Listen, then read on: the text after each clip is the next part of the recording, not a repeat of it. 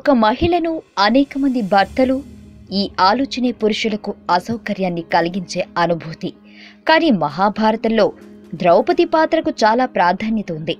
అలాగే ఇవి వివాదాస్పదమైన పాత్ర కూడా. ద్రౌపదిది అనివార్య పరిస్థితుల్లో తన తెలివితేటలతో పాండవులను సంతృప్తి పరచడానికి ప్రయత్నించింది.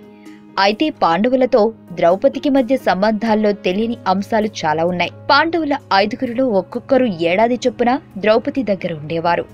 ఒక ఏడాది పూర్తయితే మరో 4 ఏళ్ల వరకు వాళ్లు వేచి ఉండేవారు. పాండవగ్రజుడైన ధర్మరాజు మొదటి అవకాశం లభించింది. యుధిష్ఠిరుడు నిర్ణయించిన నియమాలను పాండవులంతా పాటించారు.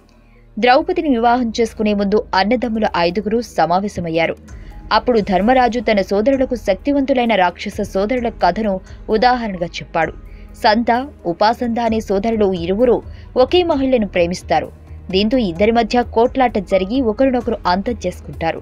అందుకే ద్రౌపది విషయంలోనూ చాలా జాగ్రత్తగా ఉండాలని ధర్మజుడు తన సోదరులను హెచ్చరించాడు. ఒక్కో ఏడాది ఒక్కో సోదరుడు పాంచాలి వద్ద గడపాలని, ఈ కాలంలో ఇతరుడు ఆమె వంక కన్నెత్తి కూడా చూడరాదని షరతు విధిస్తాడు. అగ్రజుడు కాబట్టి తన నుంచే ఈ నిబంధన ప్రారంభమవుతుందని తెలిపారు. అలాగే ఎవరైనా ఈ నియమాన్ని అతిక్రమించి వాళ్లు 12 ఏళ్ల పాటు ఆమెను పొందలేరని కూడా తెలిపాడు. ఇది తమ 5గురిలో ఎవరికైనా వర్తిస్తుందని తెలిపాడు. అయితే అనివార్య కారణాల వల్ల అర్జునుడు ఈ నిబంధనను అతిక్రమిస్తాడు. ఓ పేద బ్రాహ్మణుడి గోవులను దొంగలు ఎత్తుకెళితే వాటి రక్షణకు ఆయుధాల కోసం ధర్మరాజు ద్రౌపదితో ఏకాంతంగా ఉన్న సమయంలో అంతఃపురంలోకి ప్రవేశిస్తాడు. దీంతో నియమాన్ని అతిక్రమించడం వల్ల 12 ఏళ్లు వారికి దూరంగా ఉంటాడు. ఆ సందర్భంలో ఇంద్రుడిని కలుసుకుని ఊర్వశి శాపానికి గురవుతాడు. అలాగే విలువిద్యలో చాలా మంది గురువుల నుంచి కొత్త పద్ధతులు, నైపుణ్యాలు నేర్చుకుంటాడు. సుభద్ర, చిత్రాంగదలను కూడా వివాహమాడుతాడు. పాండవ మధ్యముడైన అర్జునుడంటే ద్రౌపదికి వల్లమాలిన ప్రేమ ఉన్న ఆమె ఏనాడు దీన్ని వ్యక్తం చేయలేదు. స్వయంవరంలో మత్స్య యంత్రాన్ని ఛేదించి ఆమెను మనసును అర్జునుడు గెలుచుకున్నాడు. కానీ ద్రౌపదిని తన సోదరుడు పంచుకోవడం కూడా అర్జునుడికి సుతారం ఇష్టం లేదు. అయితే శ్రీకృష్ణుని సోదరి సుభద్ర మాత్రం పార్థుడికి ఇష్టమైన భార్య. ద్రౌపది అంటే భీముడికి చాలా ప్రేమ. ఆమె కోరికలను నెరవేర్చి సంతృప్తిపరిచేవాడు. అలాగే విచారంగా ఉన్నా తట్టుకోలేకపోయేవాడు. పాంచాలి కోసం కుబేర వనంలోని పుష్పాలను సైతం తీసుకొచ్చాడు.